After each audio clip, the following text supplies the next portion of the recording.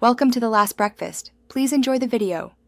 In this video, I will explain how to make vinaigrette with apple cider vinegar. First, let's talk about the fundamental ratio. A good starting point is to combine 1 part apple cider vinegar with 3 parts extra virgin olive oil. For example, if you use 1/4 cup of vinegar, you'll want 3/4 cup of oil. This classic proportion provides a balanced flavor, but feel free to adjust it slightly to match your preference for a tangier or milder dressing. Beyond the vinegar and oil, a few other ingredients elevate your vinaigrette. High-quality extra virgin olive oil is crucial for a rich, smooth base.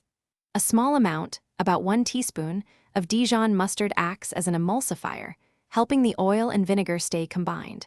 Don't forget to season generously with salt and freshly ground black pepper.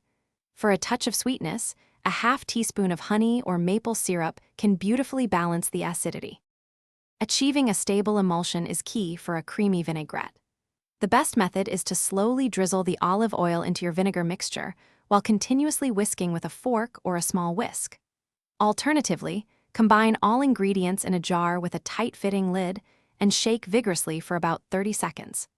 Once made, store your delicious vinaigrette in an airtight container in the refrigerator, where it will remain fresh for up to 7 days. The beauty of homemade vinaigrette is its versatility. Feel free to customize it with fresh herbs such as finely chopped parsley, dill, or chives. For a more savory profile, add 1 clove of minced garlic or a small shallot. This apple cider vinegar vinaigrette isn't just for salads.